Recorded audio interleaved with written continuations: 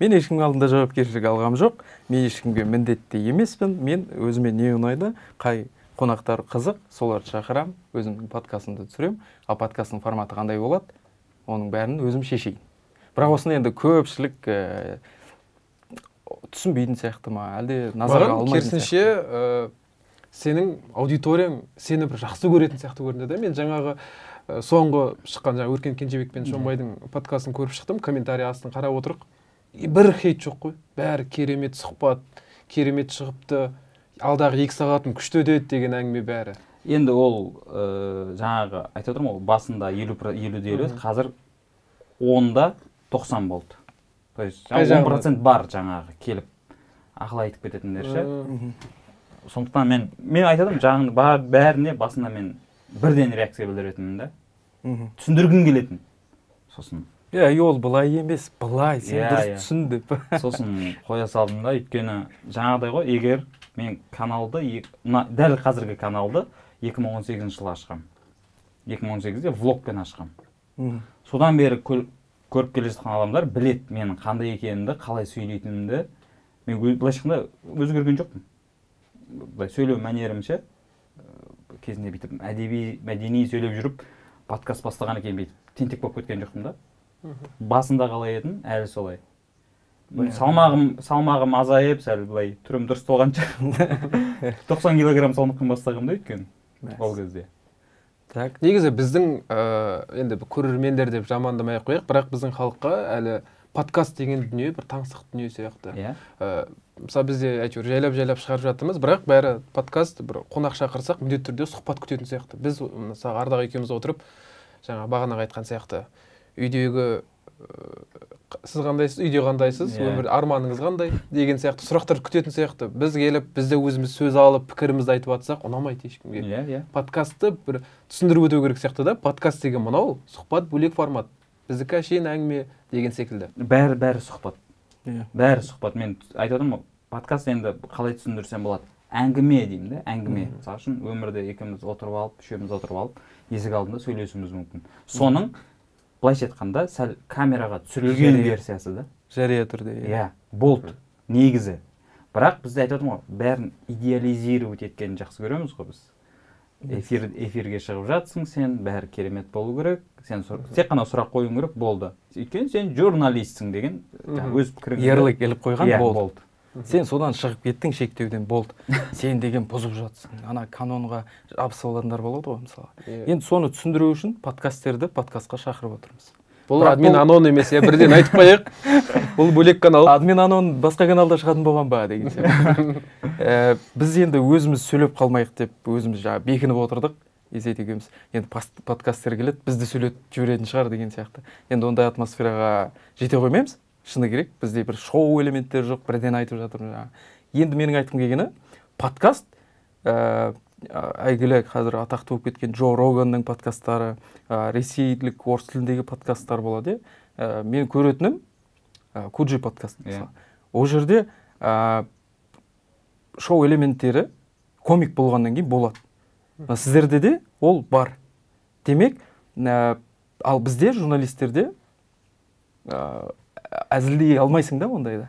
Тем более сен жаңағы экранның алдында, жаңағы объективтің алдында отырған кезде сен кез келген әзілдей өтпейді. Аудитория мысыңды басып тастайды ғой.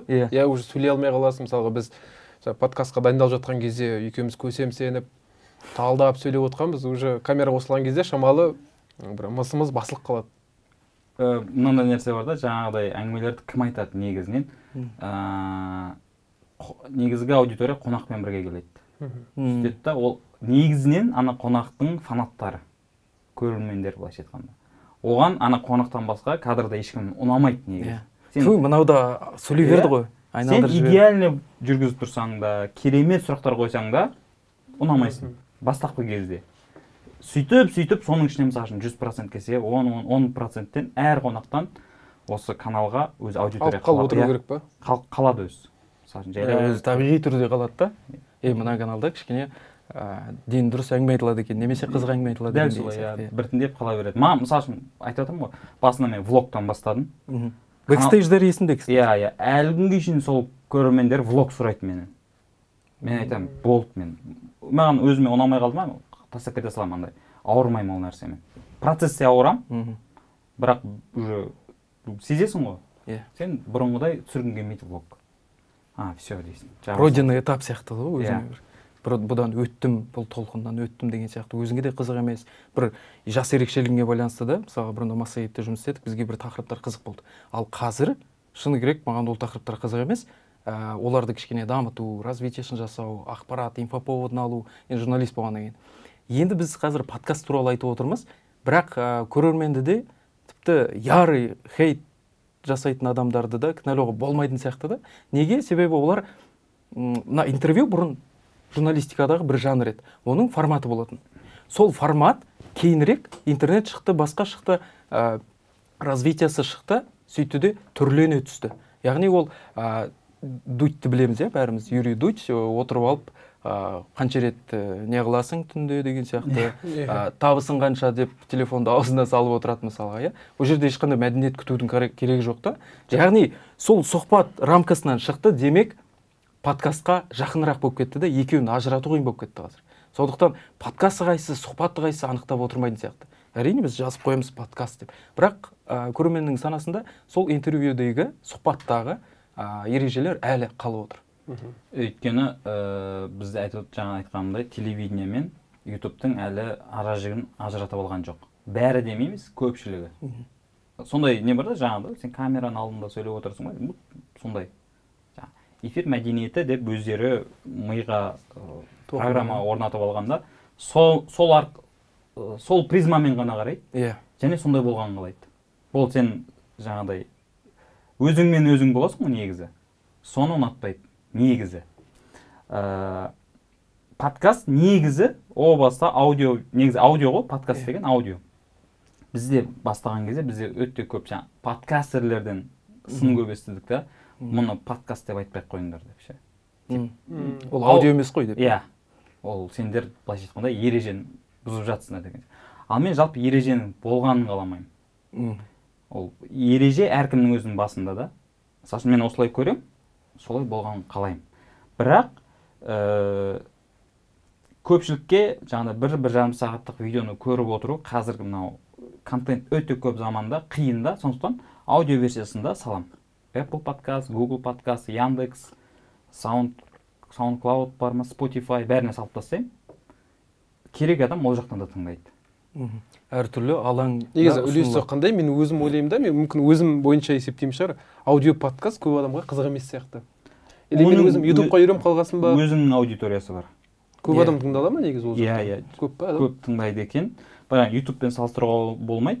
Мен YouTube'ты тек қана подкаст жанрының пропагандасы ретінде қараймын да. Яғни, если біз жаңағыдай бұрыннан келе жатқан подкастерлердің ережесі бойынша тек қана аудио жасасақ, сол аудио версиясын тыңдайтын аудиторияға ғана жұмыс істейміз да, олар көп емес негізі, бірақ бар. Ал YouTube версиясын былайша айтқанда массаға беру ғой. Көреді, сосын уақыты болмай жатса, аудио версиясын іздейді былайша айтқанда. Немесе кіріп қалған кезде көріп қалады, аудиосын тыңдап жүру. Өйткені көбісі енді комменттерден байқайсың ғой, қосып қояды YouTube'ты, көрмесе де басқа шаруаларын істеп жүре береді, наушникпен, үй шаруасымен айналысып жүреді, тыңдап жүреді. Негізінен тыңдайды.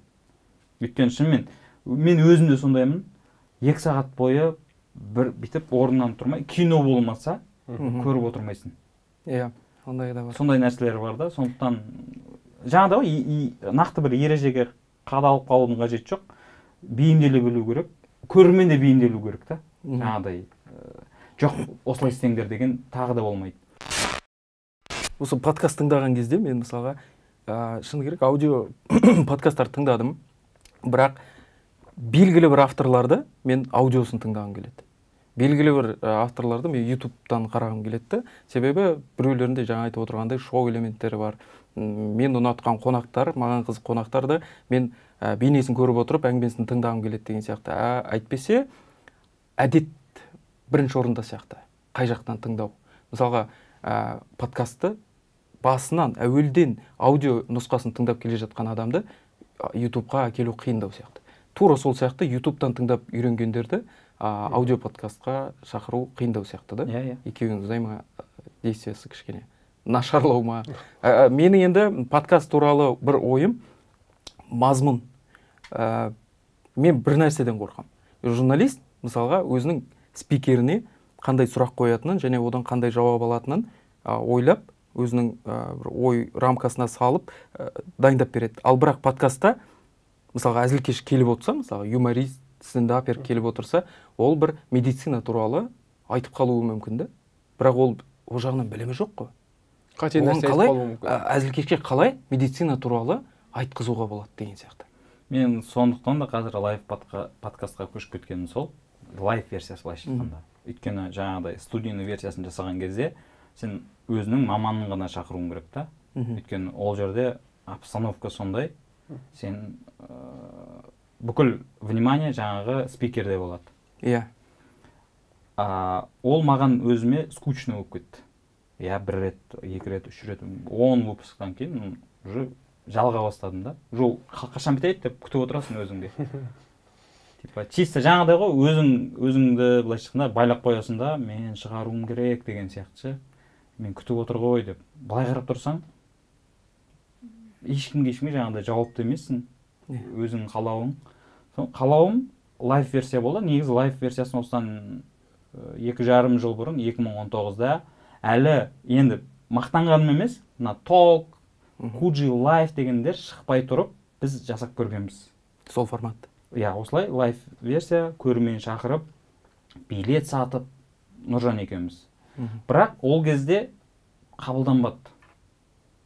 Кәдімгідей қабылданған жоқ, өткен жоқ былайша айтқанда. Біз 3-4 выпуск жасадық та, сосын жарайды, қоя салайық. Пока уақыт емес дедік та, жауап қоя салдық. И 2021-дің осының басында мен Есентай мен Галан шақырдым, стендаптарды. Өзім үшін. Былай көрейінші. Әлі де актуальны ма екен бұл нәрсе, өте ме екен, өтпей ме екен. Түсіріп салдым, өте жақсы жинады, 100 000 просмотр болды. Бірақ жаңағыдай әңгіме осалды, қазақтар ештеңе ойлап таба алмайды.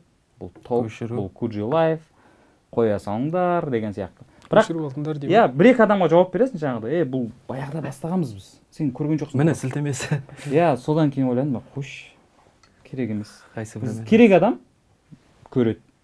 Просто бізге жаңағыдай ғой, бізге мына орыс тілді медиа бізге қатты еніп кеткен соншалықты, біз кез келген нәрсені солардан бірінші көреміз да. Негізі лайв версияны, біз жаңа лайв версиясын жасамас бұрын, біз оның алдында пайымдау деген подкаст жасадық қой, Сәлем Соушылмен бірге.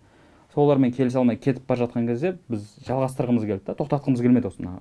Жақсы аудитория келді, и осыларды енді тастап кеткендей болмайық деп жасаймыз деген кезде өзімізде принцип болды, тура мына енді Сәлемнен кетіп жатқаннан кейін пайымдау сияқты жасамаймыз, басқаша жазайық. Сонымен YouTube-тан іздедік. Вообще бар ма екен, қандай форматтар бар екен деген кезде Америкада, ағылшын тілінде енді кәдімгі сахнаға диван қойып қойған, кәдімгі лайв подкаст деп жазып қойған. Спикер шақырады, өздері кәдімгі микрофонмен отырып алып, көрермен залда толық, мысалы 500-600 адам отыр. Сол жерде жасап отыр. Біз енді дәл олай жасай алмайтынымызды білдік та, бірақ давай бастап көрейік деп жаңағыдай істеп көргенбіз. 3-4 выпуск шықты. Өткен жоқ. Өтпегенде аудитория жиналмады ма көрермен әлде? Жоқ, залға көрермен келді, YouTube-та өткен жоқ. YouTube. Иә, салдық. Бір ары кетсе ең көп жинағаны 18 000 просмотр болды. То есть біздің жұмсаған энергиямызға сәйкес келмеді да ол просмотр. Содан кейін қоя салдық. Тіпті даже түсірген выпусктарымызды салмадық та. Содан кейін бір жыл 2020 мен каналға тек қана обзор салып жүрдім, Аптавик деген. Одан да жалып кеттім. Содан кейін админ анонды қайтадан бастау үшін мен жарты жыл дайындалдым. Ойладым да, иә, подкаст жасаймын деп шештім. Бірақ не туралы болады, қалай болады, кімдерді шақырам деген нелермен, ойлармен жарты жыл дайындалып жүрдім. Елдар Құдайбергенов деген жігіт бар. Подкастер ол, вот кәсіби подкастер. Содан басқанда консультация алдым. Не жасайын, қалай болады, не істеу керек, өзі подкасттың қандай, нелері бар. Өзінің жасаудағы ережелері былайша айтқанда. Сонымен ол ойынды қолдады, лайв версиясында былай да ешқандай не жоқ, давай жаса деген сияқты. Просто белгілі бір несілерін айтты, тақырып деген сияқты, бір бағытты ұстану деген сияқты. Сонымен 2021-де қайтадан бастап кеттім. 8 ай бұрын шыққан екен. 8 ай бұрында, так, ақпанда бастадым ғой. 8 ай ғой. 8 ай ма? Мен ойлап отырмын, сенің көрермендерің қазір бізді көріп отырса, қорқатын шығар, тағы Нұрмахан жалығып кетпесе болар еді деп. Жалығып кетсе тастап кетеді екенсің. Жоқ, тастағанда форматын өзгертіп кете беремін ғой. Әйтеуір контент бар. Иә. Бірақ форматы өзгереді. Өзгеріп кете береді. Ол біріншіден шаблонный болмау үшін де. Мысалы үшін былай болып қалуы мүмкін да, осы оңай екен ғой, давай, ұра берейік деген. Ол әшейін былай жаңағыдай шаблонны ұра бересің, ешқандай айырмашылығы жоқ, тек қана қонақ өзгереді деген сияқты. Даму болмайды деген сияқты. Иә, содан кейін жалпы өзіме ұнамайтын нәрсені вообще жасағым келмейді. Ақша үшін де. Ол телевидениеден келе жатқан өзімнің принципім. Ұнамай ма? Қызықтырмайды. Болды. Өйткені ол сезіліп тұрады. Сен әшейін жасап отқаның сезіліп тұрады. Көріп отқан адам оны сезіп отырады. Алдай алмайсың ешқандай. Содан кейін қазір өзіме осы жазда тағы да 2 ай пауза жасадым ғой. Тағы маған адамдар, ой, сен всегда үстесің деген әңгімелер басталды. Басында жаңағыдай тағы әрқайсысына жауап беріп отырдым. Демалғым келеді, бірдеңе өзгерткім келеді деп, сосын қойшы, көреді ғой ертең бәрі шыққан соң дедім да. Қайтадан лайв версияны бастап кеттім. Өйткені жаңағыдай қазір осында студийный подкасттар көбейіп кетті. И общий фонда айырмашылық жоқ былай. Общий ютубта рекомендациясын қарайсың, ұқсас. И қонақтар да сондай, қайталанып. Өйткені өзі келісім беретін бір санаулы адам бар да, солар барлық жерге кіріп шығады. Айналып жүре береді ғой. Иә. Содан кейін все, лайв версия жасаймын. Достарымды шақырамын. Мен негізі кез келген проектті бастардан алдым, алғашқы выпустарына өзім достарымды шақырамын. Өйткені алғашқы выпусктарында бастап кету қиын ғой. Жеңіл өту үшін, сезілмеу үшін, жаңағы мен әлі бейімделе алмай жатқаным сезілмеу үшін өмірде шынымен жақсы араласатын достарымды шақырамын да, ол камераны ұмытып кетесің ол кезде. Көрерменді ұмытып кетесің, ойыңдағын айтасың. Ұра бересің, сосын монтажда өзің қарап аласың, мына жерін қалдыруға болады, мына жерін алып тастауға деп болады. Солай кете береді. Подкаст туралы Бейбіт Сарыбай айтпақшы, мыжып кеткен жоқпыз ба? Иә, біздің сөйлескіміз келгені негізі енді сен көп адам үшін бір подкаст сөйлейтін адам емес, әзілкешсің ғой. Жаңа стендап бар, қазір Қазақстанда дамып жатыр, ол жақта да айтады шығар, Россияда стендап дамып еді, сендерді алып алыпсыңдар ғой деп. Өйткені бізде жаңағыдай чуть-чуть комплекс бар ғой, біз ештеңе ойлап таба алмаймыз дейтін. Тек қана әлемдік форматты біз өзімізге бейімдеп жатырмыз деген ой ішіне ешкімге келмейді. Жаңа оның себебі орыс тіліндегі медиа бізге кіріп кеткен, еніп кеткен. Содан кейін біз сода көргенімізді ертең қазақша шықса, все понятно дейді. Ертең Еркебұлан Мырзабек айтпақшы, ертең мысалы прожарка шығып жатса, ол кісілер осы саған дейінгі подкастқа келіп кетті, қуырдақ деп қоямыз дейді, қуырамыз деген әңгіме ғой. Соның өзін дейді ол кісі, сендер ол жақтан көшіріп алдыңдар, прожарканы орыстардан алып отырсыңдар деген сияқты көп айтады бізге дейді. Біз оған дайынбыз дейді, бірақ тамаша ғой өзімізді. Қазір мысалға дәл бізге прожарка керек ше. Себебі әрқайсысы өзіне шаң жұтпайтын сияқты көрінеді маған ше. Жұлдыздар, жұлдыз дейміз ғой енді, эстрада жұлдыздары дейміз, басқа дейміз.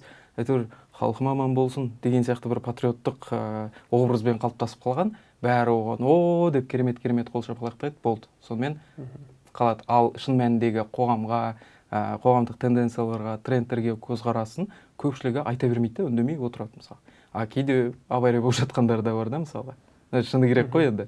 Жасырып, ой, ананы бүйтейік, мынаны сөйтейік деген әңгімені ол кісілерге айта алмайсың мысалы. Сол үшін подкаст бір керемет, ең қажет прожарка дегенде, прожарка ең керемет формат сияқты да. Негізі біз вообще Қазақстандағы YouTube площадкада ең бірінші қазақ тілінде интернет шоу жасаған біз Wi-Fi 25 деген. Wi-Fi 25. Негізі прожарканың YouTube версиясы былайша айтқанда, студийный версиясы болды ол. Біз жаңа клипін көрсетеміз, прожарить етеміз. Плагиат бар оның ішінде. Любой қандай бір видеосы шығады, ол біздің назарымыздан тыс қалмайтын. көрсетеміз. Бірақ ол кезде жаңағыдай аудитория дайын болмады ол нәрсеге. Определенный аудитория болды, узкая аудитория былайша айтқанда. Бірақ жалпы былай әлі қазақтар YouTube деген нәрседен бірдеңе көру керек дегенде әлі жоқ еді. Әдетке айналдырмай тұрған кез. Иә, даже мен есімде ол кезде Қазақстанда орыс тіліндегі контенттер де жоқ еді. Өйткені бейтаныс. Иә, бізге мына Кана Бейсекеев сол кезде айтқан. Біз Кана Бейсекеевтен техника алатынбыз. Ол тек қана фото түсіретін кезі ғой. Айтқан, әлі YouTube-қа келген жоқ аудиторияларың. Тағы бір 2 жыл шыдасаңдар келеді деген. Біз бірақ 2 жыл шыдадық та жауып қалдыңыз. Келетін кезде жауып қалған екенсіңдер. Келуі мүмкін деген кезде. Өйткені ол кезде біз түсінген жоқпыз ғой, вообще мына YouTube қайда апарады. Өзіміздің былайша кайфымыз үшін түнде жиналамыз да, түнімен жазып, таң ата түсіріп, YouTube-ға салып жібере беретінбіз. Жаңағыдай ешкімге былайша атақ абыройына қарамаймыз. Негізі бірақ олар риза болатын ол кезде. Ол кезде Twitter еді ғой, Twitterде жазатын бізге. Мен туралы айтыңдаршы, мына жақсы айтыпсыңдар дейтін. Былайша ренжіді деген бір-екі андай біреулердің любительский видеосын көрсеткенбіз. Атырау жақтың, Шымкент жақтың бар. Енді басқа көретін әнші қыздар дейміз ба. Солар ренжіді. Өйткені олар былай айтқанда танымал емес, андай реакцияны күткен жоқ. Біреу сен видеоны көрсетіп қояды да, түнін қалдырмай, масқаралап жатыр бүкіл Қазақстанда. Иә, біз жеке басына тиіспейтінбіз, бірақ сол шығармашылығына ғана ғой. Бірақ сол кезде біз тіпті юристтермен де сөйлескенбіз. Қалай вообще ертең біреу бізді сотқа бере ала ма деп едік. Көрді да айтты, жоқ деді. Мына жерде жеке басқа тиісіп отқан ештеңе жоқ, ол контентке тиісіп отыр. Тем более ол өзі неде жатыр? Интернетте жатыр. Иә. Сен оның галереясынан барып шығарып алған жоқсың. Поэтому еш қорықпай шығара беріңдер деді. Сосын біз сөйтіп жүрдік та басында. И сол арқылы плагиатты біліп алдық та. Мысалы үшін Қайрат Нұртастың бір клип шықты. Оны біз жаңағыдай салып, түнін қалдырмай сынап YouTube-ға салған кезде бізге YouTube-тан не келді? Авторский право бойынша предупреждение келді. Ашып қарасақ, Индиядан келіп тұр. Сөйтсек, Қайрат Нұртас жаңағы әнді индийский ән екен да ол. Шығарып салып қойған. То есть до того авторский право бойынша предупреждение келеді, до того өзгертпеген ғой. То есть просто мен сол кісінің үстінен қазақша айта салған. Андай сәл аранжировкасын өзгертсе, ол YouTube-та оны байқайды ғой, басқаша ән екенін. Ешқандай өзгертілмей. И келесі выпускқа біз соның өзін шығарып жібердік та. Оның өзі бізге контент болып кетті ғой, айтқанда. И сөйтіп вообще енді бізді былайша Туса дейміз ғой. Туса білет, YouTube-тың атасы деп айтады да. Қазақстанда вообще YouTube контентті бастаған, шоуды жасауды бастаған. Бірақ ол кезде жаңағыдай ақша болды, бірақ бізге реклама берген адамдар болды сол кезде. Бірақ біз оны былайша алдық та қалтаға сала салдық. Жалғастырмадыңыздар. Иә, вообще ондай ой болған жоқ та, мынаны өзіне салу керек. Ой болды, бірақ ана ақша постоянно түсе беретін сияқты болып көрінді да бізге. Сосын ол кезде әлі телевидениеде істейміз. Мына контентті үйтіп телевидениеге сату керек деген ойда жүргенбіз. YouTube онша сезінбедік. Телевидениеге саттық. YouTube бір сол кезде бір черновик сияқты болған ғой. Сосын оны дайын өнім ретінде, продукт ретінде телевидение. Ол кезде ешкімде YouTube асырайды деген ұғым болған жоқ қой қазір. Мүлдем. Ал қазіргі YouTube-тан көріп шақырды ғой. Мысалы үшін YouTube-тан көрді, Астана телеканалы, 31-ші телеканал, НТК үшеуі шақырды. Мына контентті бізге беріңдер деп. И бәрі жаңағыдай ғой, телевидениенің форматына бүйтіп қыса бастады да. Иә, анан артына кілемін алып тастасаңдар, 4-ің емес 2-ің болыңдар деген сияқты өздері нелерін біз жоқ деді. И біздің қалай бар солай шығара беріңдер деген НТК каналы болды да. Сол НТК каналына бір қанша 10 ба 15 выпуск бердік та, сонымен тоқтады ғой. Азаттықта сол кезде бір шыққан сияқты. Олармен бір 2 выпуск па не болды андай. Коллаборация дейміз, интеграция сондай. Ол қандай серіктестік болды сонда ол? Просто олар... Мен шыны керек, мен тиіскім келіп отырғам жоқ. Біраз ел ойлайды. Бұл деген ақш-тың мемлекеттік несі қаржыландырады деген сияқты. Сорос ұйымы деді одан кейін. Соған қандай қатысы бар ол жерде? Ешқандай қатысы жоқ. Просто біз енді өзіміз оға дейін істеп жүрдік қой. Азаттық өздерінің сайтында медиа контентті қолға алып жатқан кезі олар сұрады, осыны былайша айтқанда сайтқа салғанбыз ба? То есть эксклюзивный бірінші солардан шығады. Бірақ біздің артынша біздің өзіміз YouTube каналымызға саламыз деген сияқты. Бір 2-3 выпуск болды, бірақ жаңағыдай болды да, оларда да 5 минуттан асырмаңдаршы деген. Бізге ол ыңғайсыз, біз 5 минут ол бір ғана видеоға кетеді, бір видеоны талқылауға ғана. Айтып отырмын, бізде өзімізде ереже болған жоқ. Так, уақытқа бейімделейік, осынша мынаны ғана айтайық деген болған жоқ. Біз просто не нәрсе айтқымыз келіп тұр, бәрін айтып тастаймыз. Ол 15 минут бола ма, 10 минут бола ма, 3,5 минут болып қала ма, без разницы. И сондай бір 2 выпусктан кейін айттық, невыгодно вообще. То есть жаңағыдай ғой, уже тапсырыс жасап отқан сияқты болып қаласың да, не от души. Сосын қайтадан олармен байланысты үздік та, тек қана өзіміздің каналдан қалатын жоқ, тағы жаңағыдай ережесіз, ешқандай хронсыз, былайша айтқанда қалай кетеді, солай кете береді. Бір кейбір сөздерге тиісу немесе цензура ретінде алып тастау, қосу деген сияқты болған жоқ па? Вообще. Ол жағына жақсы екен енді. Айтпаса біз де білеміз ғой енді. Телевидение болсын, басқа болсын, әйтеуір бір нәрсесін тиіспей қойық. Мынамен біздің серіктестігіміз бар еді деген сияқты бір әңгімелер. Жоқ, телеканалдардан болды жаңағыдай. Біз жаңағыдай Баян Есентаевамен біз жақсы қарым-қатынастамыз. Сәл қатты кетіпсіңдер дейтіндер болды. Ол біз айтасың, міне ол кісінің өзінің реакциясы тұр Твиттерде. Әбдемі? Жақсы көтеріп отыр. Иә, біздің мақтаған несі тұр, міне. Өздері қорқақтаған шығар енді. Бізде мысалы үшін өздері алдын ала шешіп қояды ғой, мынау дұрыс емес дейтін сияқты. Тіпті мынандай не болды, Қазақстан телеканалынан да қызығушылық болды да. Біз өзіміз заказ жасадық. Келмейді сендерге мынау. Ертең по-любому әңгіме шығады. Ойбай, ұлттық арнадан. Қара шаңырақ. Иә. Соны айттық, керек емес. Біз өзіміздің ютубымыз айналайын. Басқанда біз ютуб пен телевидениені бірдей бастадық қой. Сондықтан миымызда андай телевидение кейін проект жасаңыз да миымызда шектеу болған жоқ та. Мына нәрсе этикаға сай ма, сай емес па деп тұратын ше. Басқанда хулиганство ғой. Иә. Контенттегі хулиганство. Сонымен әлі үшін сонымен айналысып келе жатырмын. Стендап та сондай. Жаңағыдай ішкі қарсылық қой. Жаңағыдай әдемі бүйтіп оюмен бүйтіп әрлеп қойған біздің көз алдымыздағы бейнелерге қарсылық. Сонда бір кодтарға келсек та қазір. Байтить на комменты деген нәрсе бар да. Негізі ютубтағы видеоның рекомендацияға жаңа не еді? Ілігу. Трендке шығуы, көбірек коммент жазылса, көбірек лайк, короче, бәрінің соотношениесі көп болған кезде, бірдей болған кезде трендке немесе рекомендацияға шығады. Яғни көбірек репост жасалып жатса, көбірек лайк, көбірек коммент и просмотр. Бәрі процентным соотношении бірдей болып тұрған кезде, ол жаңағы рекке, былайша айтқанда, и трендке шығады да. И соның жолдарының бірі просто так коммент жаз десең ешкім жазбайды. И байтить на комменты деген нәрсе бар да. Әдейі, ауызша айтпайсың ол нәрсені, бірақ әдейі бір нәрсені қате істеу, дұрыс емес істеу да.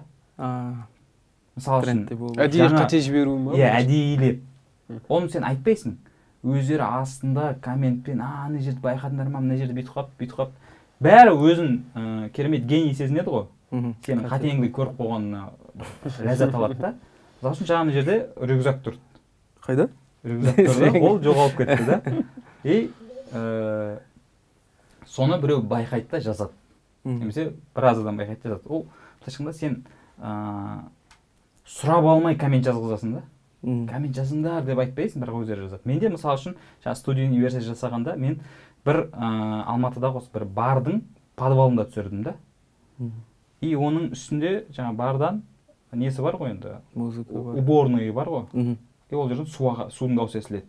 Жаңа сен унитаздың суын ағызған сайын соның суы естіледі, бірақ ол жаңа бір сағаттың ішінде бір 2 немесе 3 жерінде естіледі да.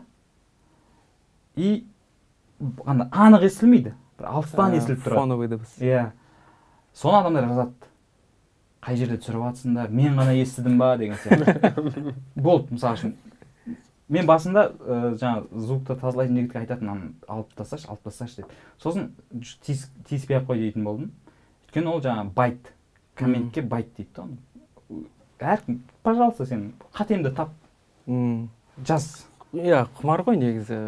Кішкене психологиясын қарасаң адамның бірдеңе дұрыс болмай тұр ма, ана ғой деп соны обязательно жазып кетеді. Тіпті оның бір жұмыстары шаруасы болып тұрса да, ол міндетті түрде жазып, соны көзге көнектей қылып көрсетеді. Еще ана басқа адамдар лайк қойды ма екен, ответить, жауап берді ме екен деп бақылап отырады ғой. Жаңағыдай ғой, әркім өзінің сенен сәл жоғары көргісі келеді да. Соны сен сол мүмкіндікті бересің оған. Мә, дейсің да. Ал. Байқашы, мен сен де ризасың, ол да риза дейсің ғой. Иә, ол мысалы үшін білмейді ғой сенің әдейі істегеніңді. Мысалы үшін киноларда бар ғой, киноляп деген, иә. Көбісі негізі әдейі қалдырады, әйтпесе монтажда тұр ғой ол, сен неужели байқамай қаласың оны? Конечно, байқайсың.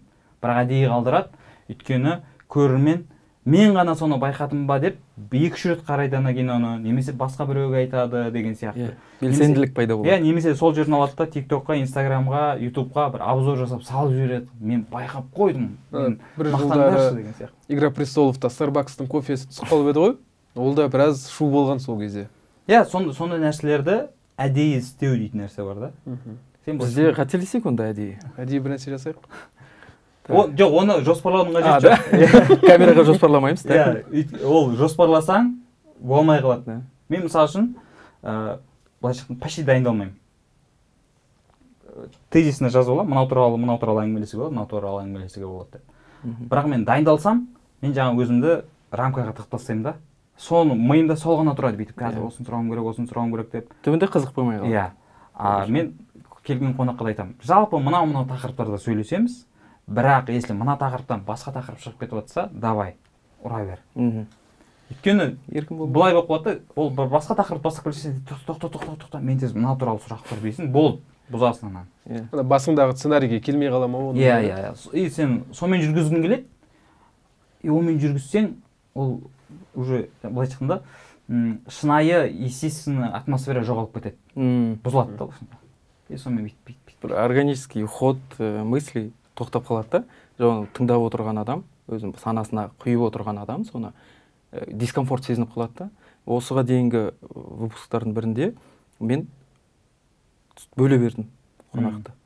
Бірақ еді кішкене динамика болсын, қызық болсын, өз ойымды айтып қалайын деген сияқты бір бөлдім, бірақ ақ футболкадағы жігіт, сол үшін көк киіп келіп отырмын. Сол ақ футболкадағы жігіт деп маған айтты, біраз негатив жазылды, дұрыс емес деген сияқты, шақырмай қойыңдаршы деген сияқты. А бұл негізі байт болған ғой, пікір жазуға, видишь? Сен өзің байқамаған. Өзің байқамаған. Сен былай істеуің керек еді. Келесі жолы осы көк футболканы, одан кейінгі выпускқа көк футболкамен шығасың, бірақ мен өткендегі ақ футболкадағы жігіттің ғой деп жазып алуым керек. Бірақ ақ футболкада мына жақта басқа біреу отыру керек еді. Иә, вот кішкене хотя бы уже смайлик не болар еді, реакция болар еді. Осы жерін қиып тастайық та, келесісіне солай жасайық. Все, үндемейміз. Жалпы негізі солай. Міндетті түрде комментке жауап беруіміз, комменттегі бір сенің қатеңді, бірдеңені түзеткен адамға соған келесі выпускта ауызша айтпай-ақ жауап беруге болады, жаңағыдай киімдегі бір жазумен, бір қимылмен, немесе столдың үстінде бір соған қатысты бір зат тұрып ше. Отсылкалар ма? Иә, отсылкалар күшті. Олардың несімен ойнайсың, сен жаңағыдай эмоциясымен ойнайсың. Солай ойнайсың. Күшті ход екен негізі. Сондай нәрселерді негізі бізде ютубта қазір контент жасап жүргендердің көбісі телевидениеден келгендер ғой. Телевидениеде бәрімізде жаңағыдай не болды? Рамкаға тығу деген. И олар ютубқа келіп те сол кезіндегі жасап жүрген нәрселерін жасайды да. Немесе жаңағы журналистер. Олар үшін бір сәл былай қисаю, шетке шығу қате, иә. Өзінің, өйткені ол біреуге мынауың қате деп айтпайды ғой, сен миыңда тұрды ол нәрсе. Сондай нәрселерден қашу керек. Мен всегда айтамын, мен журналист емеспін, мен жаңағыдай не дейді, интервьюер емеспін. Мен өзімді сценарист, стендап комик ретінде есептеймін. Болды. И контент-мейкер. Өзім каналымда өзім қалаған бір контенттер жасаймын. Мен қателесем, мен қате сөйлеймін, мен ашуланып кетуім мүмкін. Адаммын деймін да, кадрда болғанды болмаса, кәдімгідей өмірде қандаймын, тура сондаймын кадрда да. И идеальный нәрсеге үйреніп қалған адамға ол миына соққы. Бірақ сол нәрсеге соның көрермен жинала бастайды. Сондай көрермендер, сондай аудитория жиналады өз. Мысалы үшін жаңағыдай кеше маған Қуаныш Шонбай келді, ол кісі жаңа эфирден соң то есть кеше выпуск шыққан соң маған жіберіп жатыр да, мен астында жаңағыдай бір-екі хейт болған ғой. Осындай комменттер сіздерден деп келіп жатыр деп жатыр да. Ол мен үшін нормальный нәрсе, бірақ ол кісінің өзінің YouTube каналындағы контентті қарасаң, хейт жоқ. Таза өзінің лояльный көрермен жинап алған, яғни олар конкретно өзіне керек информацияды алу, сондай бір бизнесінің дамуына әсер ететін қандай да бір цитата болсын, бір ережелерді алуға келетін көрермен да, оларда хейт жазу деген ойларында жоқ. Өйткені ол өзінің қалаған, сұраған нәрсесін ана жерін алып отқаннан кейін басқа нәрсеге назар аудармайды.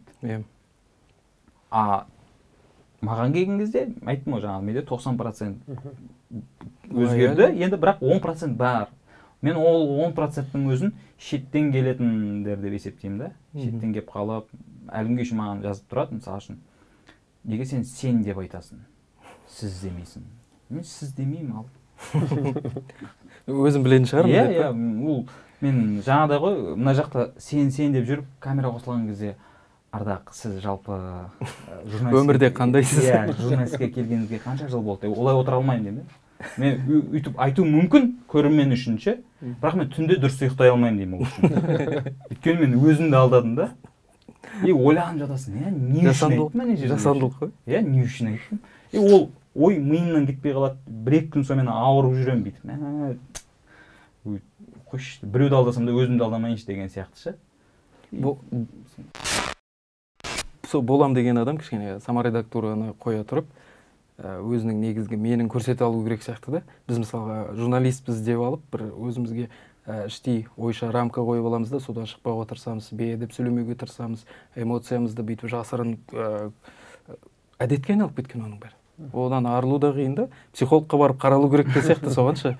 Мен осындайды жасай алмаймын, осындайға батылым жетпейді деген сияқты. Енді ресейлік шоуларға келейікші. Игра қазір мен қарап жүрсің. Қарап, одан ол шыға ма? Сағат 12:30 болды ма түнгі? Мен ананы ұйықтап, нетпесем ұйықтай алмаймын, көрмесем. И ЧБТ шықса, что было дальше? Мен үшін анау өзімнің өзегім сияқты да, ойбай ананы қарау керек, ананың әзілдеріне күліп алым керек. Оны кейде қайталап қарап отырамын ғой ертесі күні. Жұмысты ысырып тастайсың ғой. Шыққан бойда. Мынаны басшылық естіп отқан жоқ шығар, әйтеуір сондай болса ол. Әдеттеніп қалдым мен, болды. Енді сол әдеттен арыламаймын да, болды. Ана жоба аяқталып қалса, мен үшін сол трагедия кішігірім, өзім үшін ше. Ал біз енді өзіміздің қазақша контент, қазақ тілді контент, подкаст бар, бір жобалар бар, сұхбаттар бар. Оларды неге солай қарамаймыз деп ойлаймын да. Біздің бір өзіміздікі ғой деген сияқты, өзіміздікі болса жаңағыдай мойындамау сияқты ма, бір қырын қарау сияқты әдет бар сияқты да. Әйтеуір өзіміздікі болса, өзіміздікі ғой деген сияқты. Қазақтар жасаған ғой деп па? Ұрлап ала салған подкаст, не көп подкаст көп, шетінен скриптонит, шетінен 91 дейді да. И мен ол орыс тілділер де, ресейліктер де оны ағылшыншадан алған ғой. Ол баяғыда атам заманнан бері бар жоба. Енді ол тыңнан түрен салып, өзің келіп бір жаңалық ашып отырсаң, түсініксіз нәрсе. Яғни ол несі жоқ, жанры жоқ, жанр болып қалыптаспаған әлі. Сен қалай ол мен керемет бір дүние шығара қоясың. Вот сол жанрды, жаңа жанрды іздеу бүкіл медиа саладағы гиганттар бар ғой, алыптар дейміз. Солардың өзі таппай жүрген дүниені, сен мына менен, мойынқұмнан шыққан, кеше шыққан Ардақтан сұрап отырсың ба деген бір түсініспеушілік пайда болады да. Бұлай ғой, мысалы үшін көрермендер білу керек та, мына нәрсені түсіну керек. Орыстар өздері ойлап тапқан ол КВН ғана, қазақтар ойлап тапқан енді баяғыдан келе жатқан айтыс. Болды. Қалған форматтар бізге дейін, телевидение енді қаншама жыл бұрын басқа жақта пайда болды ғой. Если телевидение бізде пайда болды, біз қазір сөйтіп шіріп жүрсек, былайша айтқанда. Анау жаңағыдай ғой, қымызымыздан айырылып қалдық деген сияқты ше. Телевидение қазақтардікі еді ғой, қарашы қазір Америка бізден тартып алды дейтіндей жағдай болса, бір басқа. Ол батыста пайда болды, осындай телеформат, телеконтент жасау, ойлап табу. Олар былайша айтқанда мүмкін болған барлық форматты ойлап тауып қойды да, енді просто біз оны өзімізге бейімдеп пайдалануымыз керек болды. Оған бола бүйтіп страдать етудің қажеті жоқ. Бүйтіп ойбай неге қазақтар жоқ, егер сондай ой келіп жатса, пожалуйста, ойлап тап. Бірақ ол ұзақ процесс та. Былайша айтқанда механизмдерін сен қиналасың, қалай жасау керек, мынаны бүйту керек па, бүйтіп айтқан. И олай ондай контенттер шығып жатыр. Жаңағыдай ғой, Фейсбуктағы бір-екі адам сынап қояды деп, біздегі ақшасы бар каналдар істеп жатыр ондай нәрсе. Бірақ қайда сол контенттер? Өтпейді. Өйткені не органично. Саған бүкіл ережесін бүйтіп қойды ғой, сен неге одан бас тартасың? Жаңағыдай өз бизнесі де өзінің жолдары бар ғой. Мына былай істесең, ақша табасың деген сияқты. Сол сияқты телеконтент жасауды да, любой контент жасауды бізге бұны көрсетіп қойды. Механизм общий, структурасы былайша айтқанда. Бірақ ішкі мазмұнын қалай өзгертемін десең де өзің білесің. Мен мысалы Түнгі студия деген проектті жасадым ғой. Ол жерде тағы біз ойбай вечерний ургант дейді, хотя бұндай лайв late night show 57 жылы Америкада шығып болған да. Қаншама жыл, 60 жыл бойы өмір сүріп келе жатқан, өлмейтін, былайша айтқанда жанр, формат. Бірақ Қазақстанға келді де өліп қалады. Неге? Жаңағыдай сындардың арқасында. И сол сынға бір мен мына нәрсені түсінбеймін да. 100 адам сынады екен деп қалған, мысалы үшін бізде телевидение көретін бір 4 миллион халық бар десек, соның 100-і ғана сынады деп андай контентті өзгертуге, жауып тастауға болмайды. Бірақ сондай басшылар бар. Жаңағыдай Фейсбукта жазылған сынға кәдімгідей ойбай анау жас қойып, ичо жас қойып, көрмей-ақ қойсын. Қазір баяғыдай заман емес қой. Мен мына ғана контент телеканалды көрем, өйткені басқа телеканалы жоқ. Мына проект менің қалауым бойынша шығу керек дейтін нәрсе жоқ қой. Пожалуйста, сенде қазір таңдау көп. Ұнағанын қара. Ұнамайтын нәрсеңе сен неге уақыт жұмсайсың деген сияқты. Біз сол Түнгі студияны жасаған кезде Нұрлан жаңа Москваға барып, просто көріп қайтты вечерний ургант қалай түсірілетінін. Өйткені ол жерде жасап отқан КВНщиктер. Сол кезде ережесі мынандай екен да. Лайв бенд болу керек, диван болу керек, қаланың фоны болу керек артында. И ведущий сол елдегі бір танымал шоумендердің бірі болу керек. Болды. Ішіндегі формула, мазмұнын қалай өзгертем дейсің, өзің білесің. Дәл сол сияқты контент жасауда жаңағыдай сыртқы көрінісі бар. Бізде жаңа сыртқы көрінісіне қарап айтады ғой. Ой, мынау. Тура сол ғой. Иә, тура сол ғой дейді. Хотя қараған адам білетті, ол емес екен. Мен айтамын да, иә, сыртқы көрінісі сол.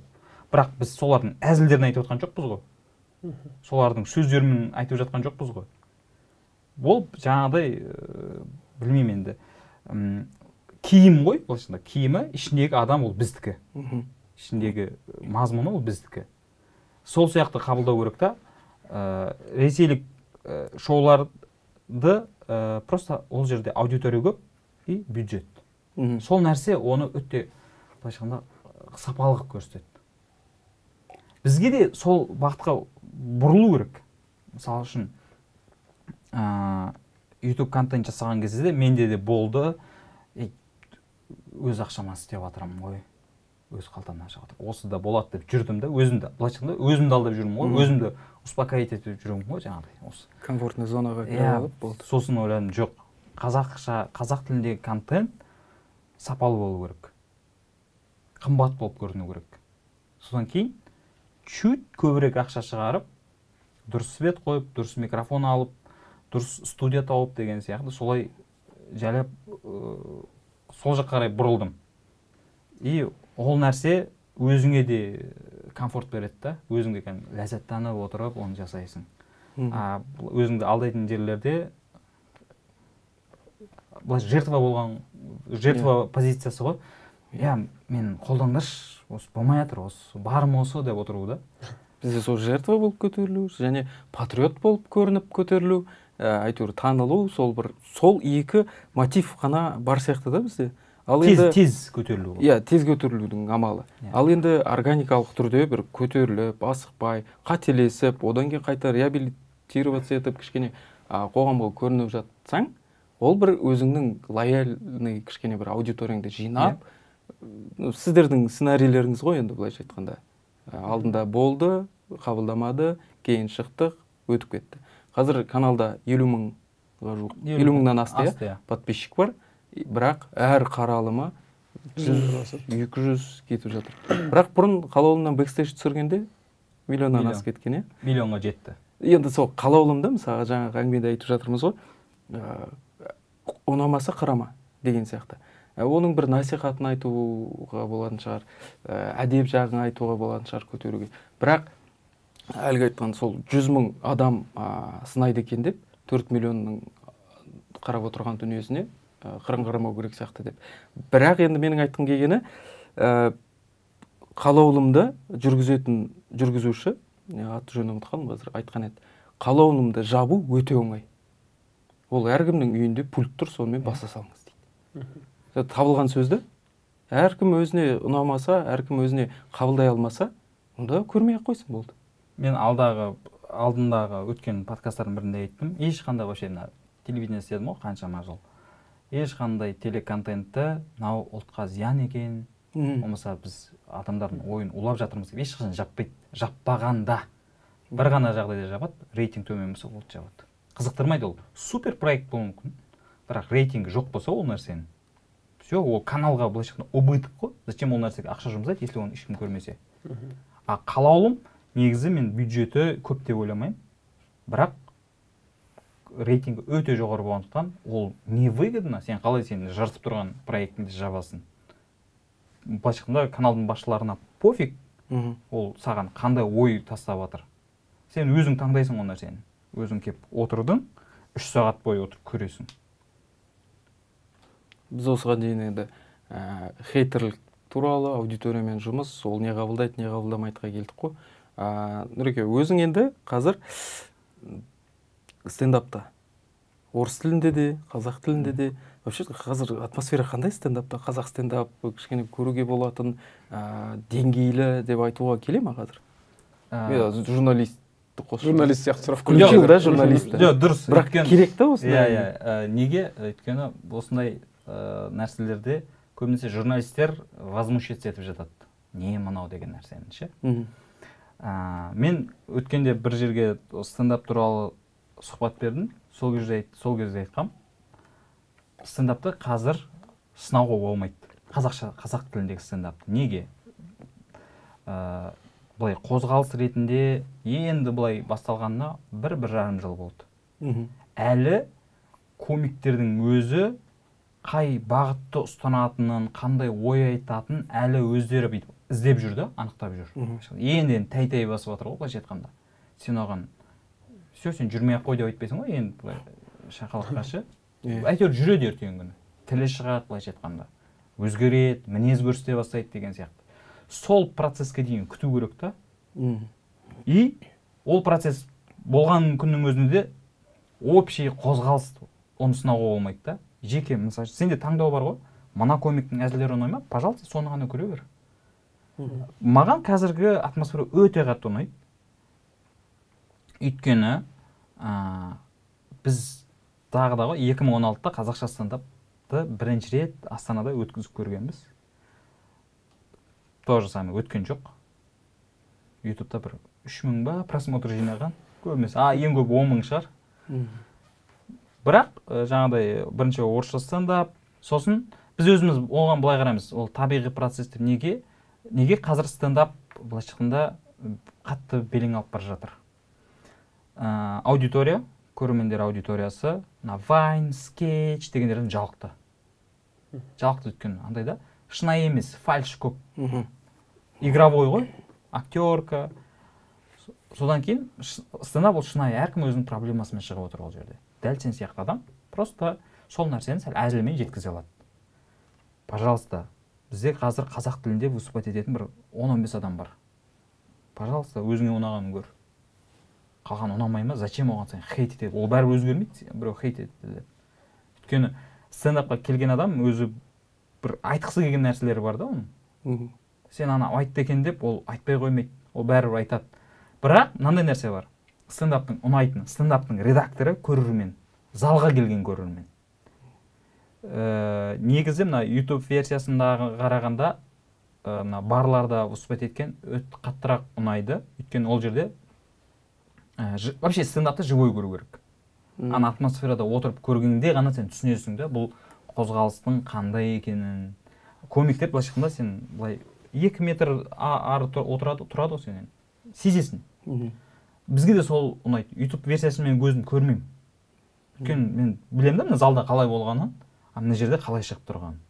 Ана атмосфераны 50%-ке азайтып тастайды. YouTube'да звук жағынан да камера бәрін азайтып тастайды. Сол кезде енді түсінесің ғой, неге Россиядағы, Америкадағылар одан күшті деп. Оларда техникалық мүмкіндіктер бар. Әр көрермен отыратын қатарға сондай дыбыс жазатын нелер қояды, микрофондар қояды.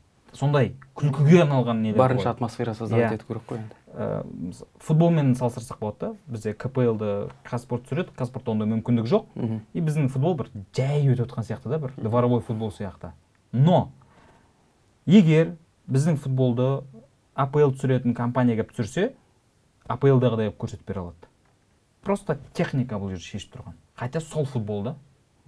Сол футбол негізі. Дәл солай. Сол әзіл, сондай атмосфера, бірақ оның подачасы сәл ақсап жатыр. Техникалық жағынан.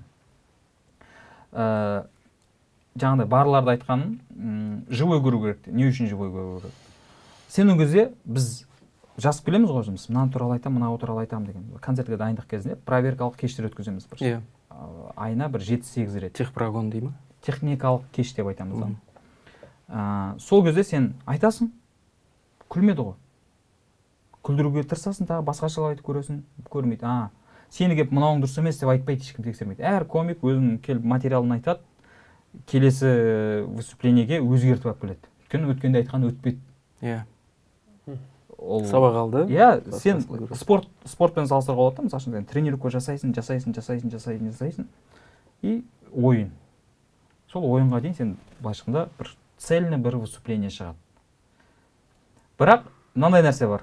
Бұл ән емес қой, стендаптағы выступление ән емес та, жаңағы сен студияға барып, идеальный қылып жазып алып, сводить етіп, бүйтіп Apple Music'ке салатын музыка болмағандықтан, жаңағыдай ляптары болады. Мысалы үшін былай болуы мүмкін. Өзі идеальный бір формасына келеді стендаптағы выступление. Бірақ ол қай күні болатынын білмейсің да сен. Ол съемка жасайтын күнге тура келе ма, или оға дейін болып қоя ма, или одан кейін бола ма. Менде обычно съемка күні всегда бір проблема шығады, әйтеуір дұрыс шықпайды. Или до идеальный формасы өтіп кетеді, или после. И мен айтамын да, мысалы үшін алдындағы бір выступлениемді мен көп хейт алдым. Бірақ мен ол хейтті мүлдем жүрегіме қабылдаған жоқпын, өйткені мен білем да, ол и так күлкілі екенін ше. Мен 8 концерт бойы айтам, барлық жерде өтеді. Бірақ именно съемка жасайтын күні, қазір карантиндік неге байланысты, біз үлкен залда жасағаннан кейін көп адам кіргізбей қойды да. И 20 адам отыр да. Үлкен залда 20 адамның күлкісі естілмейді. И YouTube'қа енді сол версиясы кетті. Ол менің ақталғым да келмейді. Мен өзім үшін білем, ол күлкілі материал мен үшін. Өйткені одан кейін біз сол материалмен 4 рет концерт бердік. Наура былайша айтқанда. И естественно, мынау в целом күлкілі выступление. Просто сол күні сондай ситуация болғандықтан YouTube'қа сондай атмосферамен кетіп қалды. Жарайды дей саласың. Жалпы осындай қозғалыстың пайда болғаны қуантады. Өйткені мен де қазақ тілінде стендап өтпейтін шығар деген ойда жүрген едім. Жаңа 2016-да жасадық, өтпей қалды. Бізді бәрі, сендер Тұрсынбек бола алмайсыңдар деп хейт етті. Сондай ойлайсың ғой, все-таки стендап бұл не ағылшын тіліндегі, не орыс тіліндегі формат деп. Сөйтіп, орыс тілінде шығып кеткен ғой мен 2018-де. Онда да жаңағыдай орыс тіліндегі шығатын жігіттер сенбеген маған. Сен қаншама жыл қазақша контент жасап, орысша шығамын деп тұрсың ба? Мен чисто намыстан шықтым да, көрсетемейсіңдерге деп. И сөйтіп Москваға дейін бардым. Сұхбат еттім. И сол кезде көресің ғой, басқа жігіттер шыққысы келеді, бірақ енді орыс тілінде қиналады. Содан кейін қазақша жасап көрдік. 2019-ның бас жағында бір рет болды. Сосын аяқ жағында бір рет болды. Андай бір әлі бір жөнге келмеген еді да. Сосын былтырдан бері, жоқ, 2020-ның аяғында жаңа Ғалымжан, Дидар деген жігіттер тұрақты түрде жасайық деп өздерін ұйымдастыруды өздерінің қолдарына алып. Сонымен қазір тұрақты түрде өткізіп. Жиі шығып жүр. Әрқайсының қаралымын қараймын. Керемет. Негізі ана стендаперлардың өздері монологтарында айтады ғой, ойбай стендаперлардың бәрі кедей деп. Қазақша стендапта жалпылай пайда табуға бола ма екен негізі? Қазір жылдың басында ондай ой жоқ еді. Қазір біз енді концерт жасап отырық қой. Мен енді алғашқы кезден сондай ойда болдым. Мен бірден айтатын, билеттің бағасын кемі 1000 теңге қылайық деп. Кемі. Балалар сенген жоқ. Жоқ. Тегін өтетін бізде кәдімгідей. Просто айтады, бүгін келіңдер, болды, келеді. И тегін келген көрерменді негізі күлдіру өте қиын. Өйткені бағаламайды да ол. Тыңдамай қоя салуы мүмкін сені. Просто ол мысалы үшін бір іштегі бір комиктің подписчиктері болуы мүмкін да. Соған ғана бүйтіп махаббат көзімен қарап отырады да, тыңдамайды. Жүрдім бардым қарау басым ғой ол жақта. Ал ақша төлеп келген адам, ол төлеп келді, ол дайындалып отырады да, мұқият оны ақшасын ақтау керек қой келгенін. И ол сенің әрбір сөзіңді бүйтіп тыңдап отырып күледі, былайша айтқанда. Күлуге дайын адам келеді дейсіз ғой? Негізі Сосын біз қазір былай техникалық кештерге 1500-2000-нан қоямыз билетке. Ал концерт болса, мысалы, түсінесің ғой, мына материалымыз уже дайын. 3000 и одан жоғары. И келіп жатыр адам. То есть әр концерттің өзінің көрермені бар. Тегінге келетін көрермендер бар. 500 теңгеге 1000 теңге біз бөліп тастаймыз. Мынау 500 теңгелік көрермендер дейміз да. Енді мен мысалы үшін балаларға осы жылдың басынан бері айтып келе жатырмын. Бізге 3000-5000 теңгенің көрерменіне жұмыс істеу керек. Неге? Мынау қозғалыстың дамуы үшін оған көбірек ақша керек. Ресурс қажет қой. Өйткені ақша таппайтын болсаң, сен бір 3-4 выступлениеден кейін былайша қойғың келеді да. Не үшін жүрмін деген сияқты ойлар пайда бола бастайды. Ол жерге ақша келу керек. Жалпы бұл стендап деген негізі андеграунд формат қой бүкіл әлемде. Бірақ соның біз қазір YouTube форматына, YouTube версиясына көшіп кеткендіктен, бізде қазір андеграундтан гөрі жаңағыдай эфирный версиясы ол даму үшін қозғалыстың. Біз андеграунд болып жүре берсек. Жарнама ретінде, көбірек көрермен келу керек деген сияқтышы. Сол үшін де ол тұрақты түрде YouTube-ға шығады. Адамдар түсінсін. Мысалы үшін кейбір көрермендер бар, менің лайв подкастыммен стендапты бір формат деп ойлайды. Астына жазып кетеді, күшті стендап болды деп жазып кетеді. Айтам, бұл подкаст. Енді қара, ол подкаст дегенде түсініп тұрған жоқ қой. Стендап дегенде түсініп тұрған жоқ. То есть екеуі ағылшын тіліндегі сөздер болған кейін түсініп тұрған жоқ та. Ол үшін бәрі так примерно андай залда өтіп жатыр, барда өтіп жатыр. Так бұл стендап. Ұқсата салады ғой. Подкаст ол жаңағыдай мынандай микрофонмен болу керек деген сияқты. И сондықтан да біз соны халықтың көз үйрене берсін, көрермендердің көз үйрене берсін деп YouTube версиясын салып жүрміз, жасап жүрміз. Бірақ көрермен әлі күнге шейін жас 25-ке жетпейді. Мен айтам, 25 плюске жұмыс жасау керек. Неге? Стендап жанрының дамуына ақшасы бар адамдар үлес қосады да. Ол кеп барға кеп көреді, ол жерге ақша төлейді. Ол ақша жаңа комик мейлі ол 10.000 теңгеден алар, 5.000 теңгеден алар, ол құр жасап жатқан жоқ екенін түсінеді да. Сосын сол көрермендердің ішінен, жаңағыдай ақшасы бар көрермендердің ішінен сенің потенциальный клиенттерің пайда болады. Сені бір туған күніне, бір өзінің корпоративтік кешіне шақыратын. Орыс тілінде сондай. Мен мысалы орыс тілінде выступать еткен кезде, как минимум бір адам заказ алып кететін. Келіп, мен там келесі айда туған күн болады, соған келіп выступать етіп кетесің ба деп. Ақылдасып кетесің. Өйткені ол жерде орыс тілінде депозит 10.000 теңге болатын. Енді қарау. Просто келіп 10.000 теңгесін тастап кететін адам, ол 10.000 теңгесін ғана тастамайды ғой. Ол тағы бір дегенмен жерде как минимум 20-30 теңге шығып кетеді.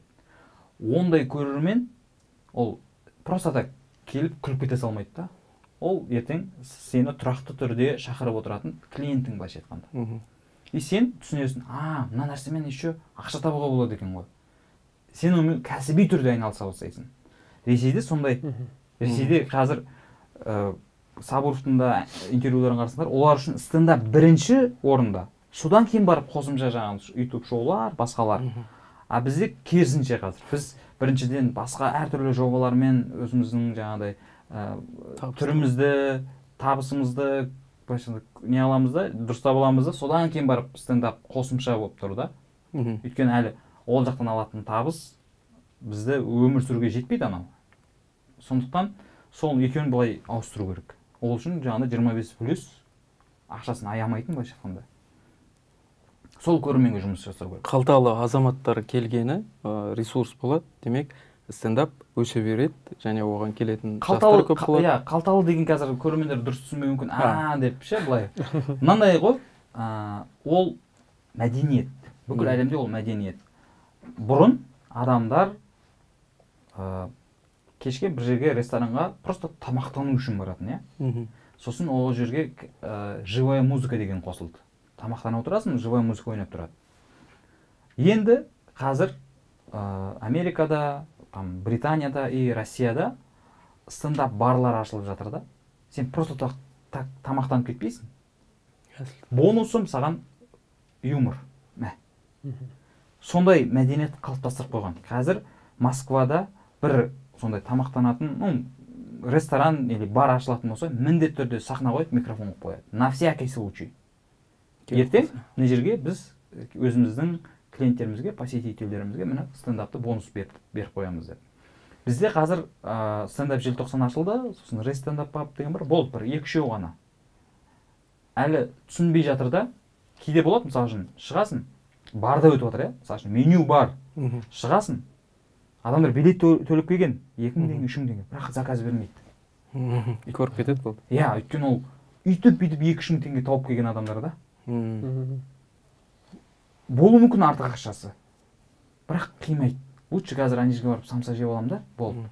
Яғни сол бұны бір өзінше бір мәдениет екенін, бұған әдеттену керегін, бұл бір уақытты керемет көңілді өткізу керек екенін түсіну керек. Сол үшін ақша беру дұрыс деп өзі илануы керек сол ойына. Содан кейін барып подкастқа кәдімгі бір нарық келгендей пайда бола бастайды.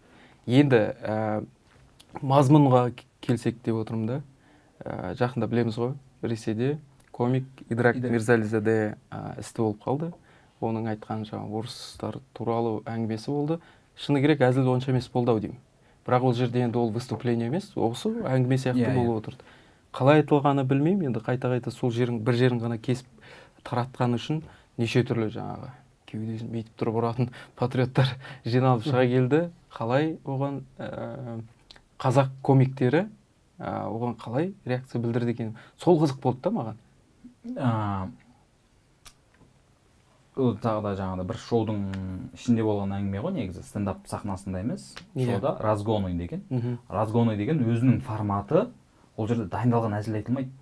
Ортаға осылай бір тақырып тасталады да, әр комик өзінің версиясын айтып шығады. Былайша разгоня, біз оны жасаймыз, дайындық кезінде жасаймыз, разгоня айтады. Бірақ көрерменсіз. Көрермен. Біз мысалы үшін әр стендаптан кейін соңында 3-4 адам сахнаға шығады. Мен лайв подкастымның видео, то есть көрінісі сондай, бірақ айтатын әңгімеміз көбінесе көрерменмен ғой.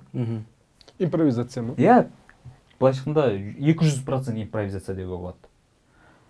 Айтасың, көрерменнің реакциясын көресің, ол бір сұрақ қояды, соны бүйтіп былайша айтқанда разгонять етесің ғой. Былай етіп көресің. Ана жерде сен бір әзіл шығаруға тырысасың. Сондай бір шоудың аясында болған нәрсе. Енді ол нәрсеге әртүрлі қарауға болады, әртүрлі көзқарастар. Жалпы әзілге олай реакция білдіру қатты былайша ондай масштабқа, деңгейге көтеріп жүру тоже дұрыс болмайды да. Мен мысалы үшін әлі күнге шейін бізде бар ғой, қарайсың жаңағы Фейсбукта болсын, бір программаларда бар, кәдімгі серьезно бір әннің текстін талқылап отырады да. Мен айтамын, ана әннің тексті дұрыс болып кеткеннен біздің ел дамып кетпейді ғой. Былай қарап тұрсаң. То же самое әзіл. Ол әзіл осындай айтылды екен деп біз экономикамыз түсіп немесе көтеріліп кетпейді. Ол entertainment, ол сол қарау керек. Бірақ біз оны талқыладық. Егер басқа елдің азаматы, басқа ұлт қазақ тілінде қазақтар туралы солай айтып жатса, біздің реакциямыз қалай болар еді? Меніңше біздікілер тупо басын шауып тастайтын еді. Вот по чесноку. Былай қарап тұрсаң. Агрессия. Иә. Идрактікі күлкілі болды негізі. Ол өзі тікелей кездескен ситуацияны айтып беріп отыр ғой. Типа, славян болмағаның үшін сен квартира снимать ете алмайсың. Бірақ ол жерде маған дейін славянда тұрған, поэтому да матрастан боқтың иш шығады дейді да. И мне кажется, мынау типа өзі исконно русский запах дейді ғой. Типа орыстарға тән иіс қой бұл деген сияқты әңгімені айтады. Бірақ сол жерде кішкене қаттырақ кетіп қалған. Енді қара, иә. Бірақ ол өзінің басынан өткен нәрсесін, ана контексттен вырваны нәрсе ғой негізі. Иә. Оға дейін алып келеді, одан кейін. Ол мысалды айтып отыр ғой жерде. Өзім менің пікірім, мәлімдеме жасаймын деп айтқан жоқ қой. Иә. Бірақ еще ол одан кейін ол нәрседі бір-екі жерде кешірімді сұрады, басқа да выступлениесінде де ұрып та кетті оны. Иә. Просто бізде де бар ғой әлі күнге шейін баяғы бір әншілердің баяғы бір жердегі видеосын тауып алады да сал жүреді. Бізде ешқашан мен өзім осы контент жасап жүріп байқадым, адамдар видеоның шыққан числосына қарамайды екен. Бүгін көрді ма, значит, мына бүгін болды. Болмаса кеше болды. Болды. Фейктер сияқты ғой. Вообще қызықтырмайды. Число, дата, ана түріндегі, қазір түрі ондай емес қой, кезінде болмады. Жоқ. Қазір көрдім ба? Болды, қазір болды. Бізде басқаша рейнжтер бар. Мысалы үшін, маған соңғы айтылған атака десем болады. Мен жас иіс туралы айтамын. Жас иіс? Жас иіс. Жас иістен білесіңдер ғой? Жастар келді деген сияқты емес пе? Жасы, мысалы үшін, 40-тан 50-ден асқан кезінде ер адам, жаңағы өмірге деген құлшынысы артсын деп, ол жас қызды алатын болған ғой, тоқалдыққа дейміз, екінші әйел дейміз ба? Сондай бізде ол бар ғой, тарихымызда бар. Мен соны бүйтіп шығып айтамын. Мен бойдақпын деймін да. Мен бойдақпын. Бірақ жасым деймін. Уже жас иісті алатын жасқа келіп қалды деймін да. Жас иісті ал. И еще залмен общение жасаймын. Білесіңдер ма деймін. Обычно жігіттер ғана біледі, қыздар білмейді. И мен түсіндіремін. Сендердің папаларың деймін. 40-тан 50-ден асқан кезде бір иісті аңсайды деймін. Бірақ мамаларың ол иіске рұқсат бермейді деймін. Бірақ папаң одан иісті аңсауды тоқтата алмайды деймін. Ол аңсай береді. Енді сендердің папаларың емес деймін, конкретно.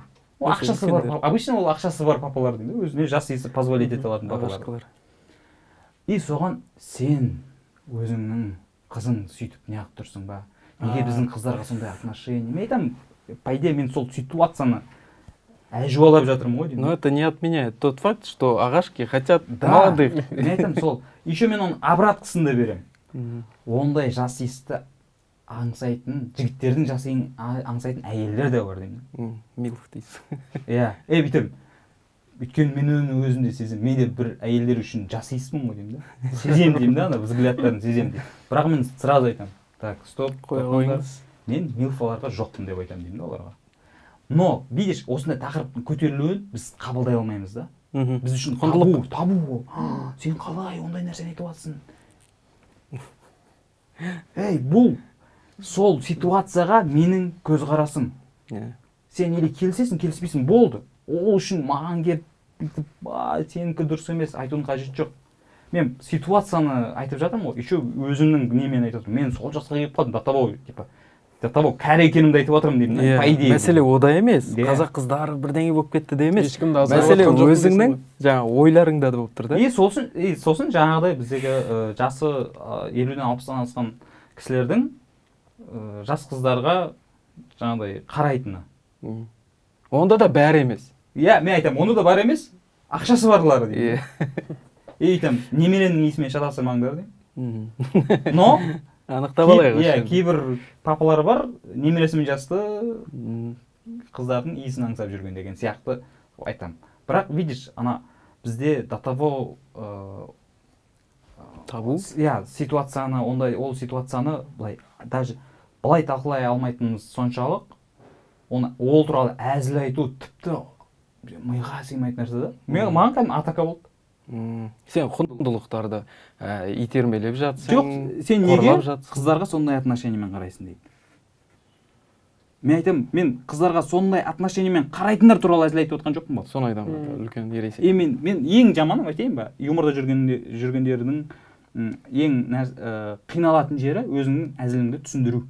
Өлім дейді ғой. Иә, ол проблема сенде ғой, көрерменде ғой. Мен айттым, оны сен түсіне алмасаң, проблема менде емес қой.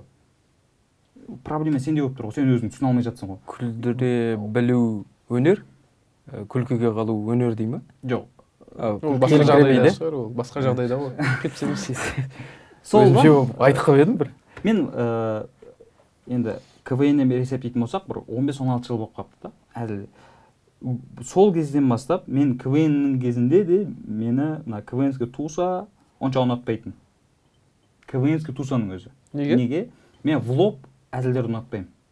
И так күлкілі нәрсені айтып берген ұнатпаймын да. Бүйтіп, с намеком жібергенді жаңада сол бағдарламаны көріп отырмыз, бөліп жібердім ба? Көріп отырмыз, и вставкалар қойылған, ескі жайдар ма, әзіл ма, қай КВН ба, қай лига екен білмеймін. Бірдеңе көрсетеді, құлағын көрсетеді, мұрнын көрсетеді, жарылып күледі соғанша. Мен сосын нағанда жұрт күлген ба деп қарайсың да. Ол кезде тем более. Иә. 2009-2008-дерде мысалы. Жоқ, ол кезде сондай болды да. Былайша айтқанда, көрерменнің сұранысын қанағаттандыру ғой. Мен тіпті команданың ішінде сондай бізде не болатын, енді конфликт емес, сонда келіспеушіліктер. Мен мынандай әзіл айтқым келеді. Олар жаңа шығып уяқ деп ойнағысы келеді. Маған ұнамайды ол нәрсе. Мен өзім күлмеймін ондай нәрсеге. Бірақ ана балдарға шектеу қоя алмаймын ғой. Сөйтіп бөліп алатынбыз. Так, алғашқы 2 минут менікі, мен шығамда жаңағы текстовый шуткалерімді айтамын. Одан кейін сендер 5 минут тұрыңдар, соңында тағы мен 2 минут әңгімемді айтамын деген сияқты. Сол кезде маған тиісетін басқа командаларда, ой, сен типа өзінше қойған. Иә, типа. Мен мына нәрсені ұнатпайтынмын. Әлі күнге шейін айтамын ол нәрсені. Бізде қазақ әзілі деген кезде актерканы ғана айтамыз да біз. Нұржан Төлендиев дейміз. Тағы сондайлар айтамыз. По идее, ол жерде текстовой шутка жоқ. Актерка. То есть өзінің актерлік қабілетімен күлдіріп жатыр. Оны қазақ әзілінің бағыты осындай, форматы осындай, көрініс осындай деп беруге болмайды да. Бірақ көрермен солай қабылдап қалды. Қазақтың әзілі баяғыдан текст версиясында болған ғой, жаңағыдай шымшып алу, бүйтіп ше, тонкий жіберетін болған. Астарлау. Маған өзіме сол ұнайды, сол жақын. Мен былтыр жаңа Аптавик деген проект жасадым ғой. Полный сондай болды менде. Сарказм, стёб, подкол, но без актерки, текст түрінде. Өйткені өзі не только қазақтың әзіл дегенде, жалпы әзіл деген кезде мынандай нәрсе бар да. Әзіл оқығанда күлкілі болу керек, естігенде күлкілі болу керек, көргенде күлкілі болу керек. Бір әзіл. Егер осы үш критерийге сай болса, ол ең күлкілі әзіл деп есептеледі. Немесе күлкілі әзіл. Яғни любой түрінде эта шутка работает дейміз. Мына түрінде, кез келген түрінде мына әзіл жұмыс істейді. Қай аудиторияға айтсаң да. Біз содан кетіп қалдық. Вайн, скетч дегендер жаңа актеркаға бағытталған нәрсе ғой.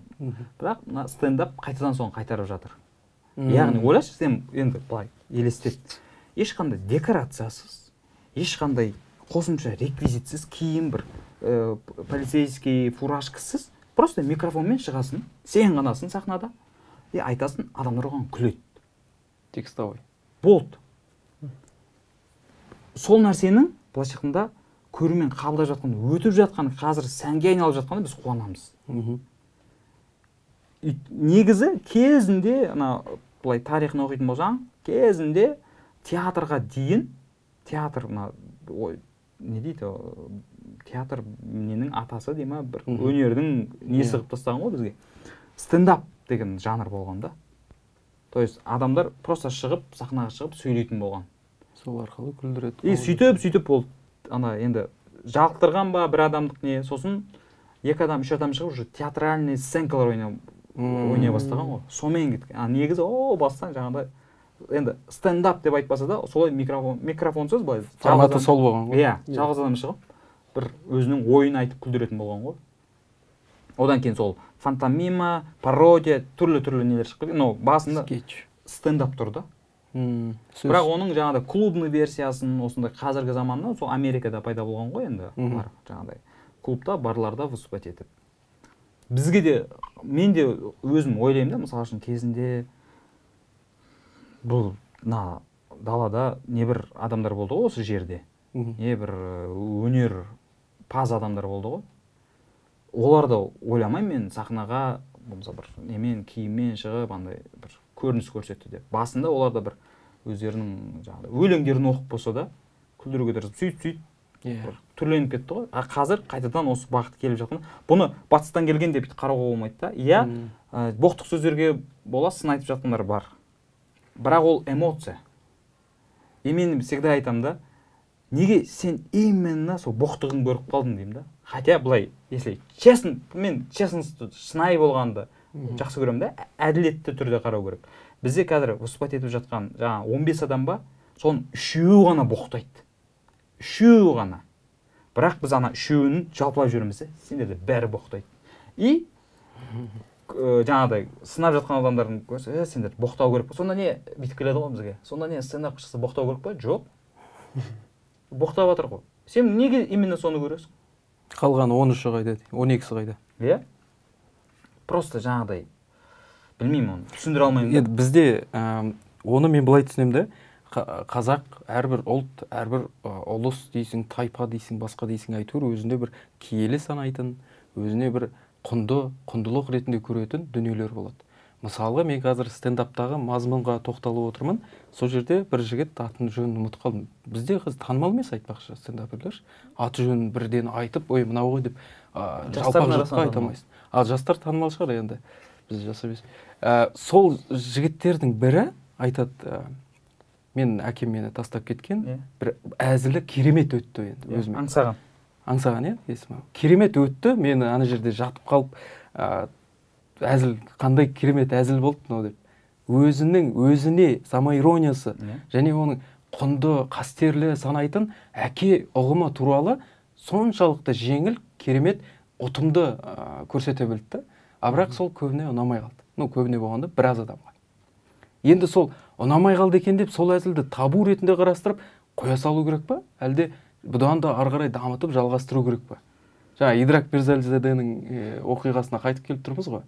Ол жерде бір нәрсе ұнамай қалды, біреулер ренжіп қалды, демек сен не тоқтатуың керек, не бағытыңды басқаша өзгертуің керек сияқты. Былай ғой, енді жаңағыдай Россияда Артур Чапарян деген шыққаннан кейін көпшілік комик соған еліктеп кетті. Типа монотонно, ұйқысы келіп былай сөйлеп. Бізде де бар, жаңадан келіп жатқан жігіттер ойлайды жаңағыдай ғой. Бір-екі боқтаған адамды көреді да, стендап шықса боқтау керек екен дейді. Немесе ұятсыз бір тақырып айту керек екен айтады. Бірақ почти 90% ана жерге келген көрермен реакциясы арқылы саған ненің дұрыс емес екенін өзі-ақ көрсетеді. Күлмесе болды, сен ана жерде қанша жерден айтқаныңмен ол шықпайды. Егер сен бірінші выступлениеңді сразу түсіріп видеоға түсіріп ютубқа салып жүрмесең. Ал аңсағанның айтып жатқаны Жансая айтады, басқа жаңағыдай әркім өзінің ішкі бір проблемасымен бөлісу үшін келеді ғой, негізі. Просто сол нәрсені бірінші кезекте өзіне жеңілдетіп алу үшін әзілмен айтады да. Ол шынымен өзі үшін бір проблема болуы мүмкін. Психотерапия ғой өзі. Иә. Бірақ оны сен әр жерде айта алмайсың ғой. Стендапта айтатын нәрсені негізі кез келген жерде айта алмайсың сен.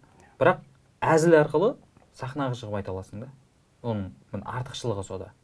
И өтірік емес ол. Утрировать етуі мүмкін, бірақ өтірік нәрсе емес. Ол өтірік нәрсені көрермен бірден сезіп қояды. Өйткені қара, шығасың, анау проблемасын айтып отыр, мынандай айтып отыр. Сенесің ғой, сеніп, или күлесің, или былайша сочувствие болады, иә? Реакция. Бірақ біреу шығады да, ойға келмейтін бірдеңені айтсаң, халық күлмейді. Көрермен күлмейді. Өйткені өтірік екенін көрініп тұрады да ол. Фальш. Иә. Жиза болу керек қой.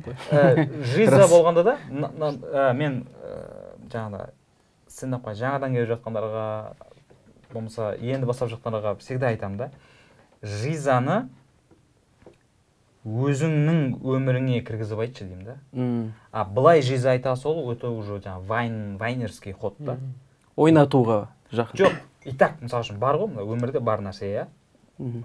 Қазір былай шыққанда чуть-чуть не мастер-класс деймін ба? Өмірде бар нәрсе. Соны сен айтсаң, күледі. Оны былай айтуға болады. Байқайсыңдар ма, қазір мынандай адамдар көбейіп кетті деп айтуға болады. Это больше комедия наблюдения дейді. То есть бәрі көріп жүр ол нәрсені, сен айтасың, күледі. То есть айтсаң ананы әшейін былай айтып берсең де болмаса өмірде біреу көріп қалса да күледі да ол нәрсені. Бірақ ол 100% стендап деп айтуға болмайды да ол нәрсені. Стендаптағы комедия наблюдение, оны обычно начинающийлар бастайды. Заметили, орыс тілінде мысалы, видели таких, байқайсыңдар ма деп қазақша. Осындайлар көбейіп кетті деген әңгімелер. Бірақ стендаптың былай дұрыс формуласы қалай? Сен айтасың, мен кеше мынандай ситуацияға түстім. Жаңа ситуацияға, если сен шынымен айтқың келіп отыр, сол ситуацияға өзіңді қосасың да. То есть анайда участник сен болуың керек. Бірінші жақтан айтып. Иә, сондай бұл. Вот сол кезде ол стендаптың дұрыс формуласы. Айтпесем онда мен КВН кезінде де айттым. КВНде де сондай нелер ходтар көп болатын. Айтам, ол сенің қатысуыңсыз да ол күлкілі нәрсе. Оны сенің кластасың, ол жақта жүрген біреу де айтып бере алады. Бірақ сенің стендап комик болудағы немесе КВНщик болудағы артықшылығың ол нәрсені өзіңнің подачаңмен және өзіңді қатыстыра отырып жеткізуің да. От сол кезде жаңағыдай біз енді боль деп айтамыз, трагедия дейміз да. Әр адамның өзінің трагедиясы бар ғой. Соған бүйтіп қатыстырасын и сочувствие болады сол кезде. Сен осындай ситуацияға түсіп қалдың, осылай болды, біреу бүйтті. Адамдар өзін көру керек та, а не так. Типа сен со стороны қарап тұрсың да, мен кеше осындай адамдарды көрдім. Көрдіңдер ма? Күледі, оған да күледі. Өйткені ол көрермен әлі ережесін білмейді ғой. Наблюдение. Иә. Ал сен мен кеше осылай келе жаттым, осындай ситуация болып қалды. И осылай узнавашкалер айтасың, бірақ участник сенсің. И хотя бы как минимум досың. Ең жақының. Иә, обычно бізде сондай. Мен осындай досым бар, осындай бар деп айтады да. И как будто сен белый пушистисің, аналар жаман, аналар ғана проблемаға түседі, или досың деген сияқты. Ол енді былайша мен дешевый ход деп есептеймін да. Арзан, жеңіл, тез, өтірік жолы сәл. Хотя бы алдасаң да сендіріп алдау үшін ішіне өзің кіргізші. Мен сол әзілкештерден көп байқайтыным, енді ресейлік комиктерді тыңдаймын, ресейлік деп қоямын. Нұрлан Сабуров мысалға, Чеботков, ол да Қазақстаннан шыққан. Ресейден Азамат Мұсағалиевті тыңдаймын. Әр қайсының әңгімесін қарап отырасың, бірақ парақшасына кірсең, Инстаграмда, немесе басқа біреуге әзілдемей шынын айтып сұхбат берген кезде, сол әзілін қалай өмірден алғанын, ол шын мәнінде өмірде болған оқиға екеніне көзім жетеді. Тәнті болып отырамын да, қалай осы историяны ол айту керек екенін түсінді, және осыны багажына қоя білді әзілдердің, және оны керемет айта білді да. Кеше Мұсағалиев кім бір ауруханаға бару керек болды. Иә. Ауруханада пәлен деген адам бар, ол ана жаққа жіберді, бір әжемен бірге көтерілсем, ол жақта дұрыс емес деді, квиток алып кел деді, бүйтті сөйтті. Ол бір ойдан шығарылған шығар дедім. Ошуительный хоуда айтып берді ма? Иә. Ойдан шығарылған шығар десем, кеше ғана Азамат Мұсағалиев Инстаграмна сол фамилиясын көрсетті. Помогайбоны есігін көрсетті. Вы думали, что это неправда? Или просто я выдумал деп. Ол шын мәнінде өмірде болғанда. И осыны жаңағы Нұрмахан айтпақшы, бірінші жақтан дұрыстап, түсіндіріп, өмірден алған оқиға екенін, әзіл екенін көрсетіп берсең, бір өтімді сияқты сол әзілмен сені бір адамдар танып алатын сияқты бір әншілер болады, бір менің паспортым мынау, мына ән деген сияқты. Сол сияқты әзілдегі паспортың сондай өмірден алынған болуы мүмкін да. Бірақ сен енді көп жерде боласың, жарайды, бірақ ондай оқиғалар көп бола беруі мүмкін емес қой. Ол смотря сен қалай қарайсың. Қандай көзбен қарап отырсың деген сияқты ғой. Ситуация бәрінің басында өтіп жатады. Просто байқампаздық. Иә, стендапқа шығады. Если сен стендапқа шықпасаң, ол ситуация саған керек емес қой, былайша айтқанда. Сен эфирге шықпайтын болсаң, өйткені айтпайсың да, сен ол нәрсені былай мимо пропускаешь, былайша айтқанда. А стендапқа болса сахнаға шығып, бір проектте сен айналып жүрсең, еш нәрсеге қарамайсың сен. То есть жай қарамайсың да. Все, мына туралы айтуға болады. И то сен егер оны дұрыс дамыта алмасаң, ол қалып кетеді сол күй. Мысалы үшін бір пример, иә. Кейде келесі концертке не айтарын білмей қаласың ғой. сөйтіп мен алдындағы өткен концерттердің бірінде кезінде осыдан 10 жыл бұрын ақшадан қиналып жүрген кезімді айтам ғой. Сенген жоқ көрермен. Өйткені жасы 30-дан асқан, ютубта контент жасап жүрген, сценарий жазып жүрген, ана жерде бүйтіп жүрген адам. Вроде бы қалтасында ақша бар. Иә. И сен мен қазір осындай мынандай болып қалды десең, кәдімгі мен сезім да, мыналарға өтпей жатырмын мен. Сенбейді өйткені. Өйткені киіп шыққан киіміңнен көрініп тұр да, как минимум сен нормальный жерден киінесің деген сияқты не тұр да, ол бәріне қарап тұрады ғой. И өткен жоқ. Массимо Дуттиден шыға отырып, ақшам жоқ деген әңгіме фальш болады. Иә. Сол сияқты немесе өмірден алынғанға келетін болсақ. Анау да өмірден алынған ғой. Бірақ 10 жыл бұрын да. 10 жыл бұрын. Мен или басында айтуым керек еді да. 10 жыл бұрын. А мен чтобы қаттырақ өткізу үшін қазір сөйтіп жүрмін деп айттым да. Вообще өзім түсіндім, ана фальш болып қалды. Иә. Фальш болғанда шын болған, бірақ қазір өтпейді деген сияқты. Миыңнан алып таста деді да. Мен енді айтам, жаңа шақырған кезде қанша уақыт, қанша сағат деп сұрайды ғой. 1,5-2 сағат деп айтам. Егер былайша айтқанда ана жердің хозяйыны сен ғой. Егер қызық болмай жатса, аяқтай саласың. Иә, аяқтай саласың. Болды, типа сен түсініп тұрсың. Қонақтарың что-то оталмай жатыр. Керек емес, значит. Все дейсің, тоқтатады. Қызық болып бара жатса, мен мысалы үшін кеше жаңағында Қуаныш Омай мен Өркен Кенжебек шақырған кезде, олар да енді уақыты өте тығыз адамдар ғой. Сұрады, қайда сұрады. Нұрмахан қанша уақыт? Потолок 2 сағат дедім. И то 2 сағатқа бармайтын шығармыз дедім. И мен негізі әр записьте сағатыма қарап отырам. Өйткені одан кейін түсіретін адамдарым бар ғой. Оларға да дискомфорт болмау үшін сразу бастап. Ал ол күні вообще қараған жоқпын ғой. Өздері айтты бір уақытта. Біз уже 2,5 сағаттарына қарап 2,5 сағат сөйлеп отырмыз. Сонымен бітіреміз деп тағы жарты сағат сөйлестік. Бұл солай қызық болған сияқты ғой сол. Иә, 3 сағат болды. 3 сағат болған кейін мен ойлайсың, ё-моё, 3 сағат. Бірінші кезекте по-любому просмотрымды ойлайсың да. Кім көреді деген сияқты. Олар айтты, қысқартпай қой деді. Бірақ мен жаңағыдай басқа жерлерде айтылып қойған, қайталанған ойларын ғана алып тастадым да. Немесе сәл ана басқа бір примерлер келтіреді ғой. Басқа пример ана әңгімеден айтып жатқан әңгімесінен ауытқы басқа пример келтірген. Сондай жерлерін алдырып 2 сағат 16 минут қылдым. Негізі 3 сағат түсірдік. Басқалармен де солай. И кейде ойлайсың, жаңағыдай 2,5 сағат болды деген кезде кейде ойлайсың, сонша қызық емес болып кеткен сияқты көрінеді саған ұзақтығын көріп. Но монтажда отырып көресің да, өте қызық болған екен ғой. Кеспей қойса болады. Иә. Сонымен жаңағыдай максимально тырысам кеспеуге. Тек қана жаңағыдай звуковой брак дейтін бар ғой, камерадан кеткен сондай жерлерін алып тастамасам, былай өйткені гармоничный көрінбейді жаңағыдай. Бір келе жатып үзіліп кетеді, келесі кадрда вообще типа атмосфера жоғалып кеткен, бір түрлі отырады. Содан кейін өзі бүйтіп по ходу дела кете береді. Жаңа стендапқа қатысты. Так, не айтып отырмын стендапқа? Сол стендаптағы мазмұн. Өмірден алыну процесс, иә. Мысалы үшін менің орыс тіліндегі бір әзілім до того российский пабликтерге тарап кетті да, хотя мен ол жерде қазақшаны араластырып айтам. Әзіл мынандай болды. Мен айтам да, мен орысша сөйлеп үйреніп жүрмін, арасында ойлап қоям орысша деймін. Там нет получается деймін. Бірақ цифрларды әлі күнге шейін мен айта алмаймын орысша деймін да. Я айтам, вот книгу я вот так читаю. Великий казахский поэт Абай Құнанбаев родился 1845 году и умер 1904 году. И мен оны бүйтіп айтсам болар еді. То есть жаңағыдай комедия наблюдения. Мы же все так читали в школе деп айтсам болар еді да. Типа бәріне жиза болу үшін.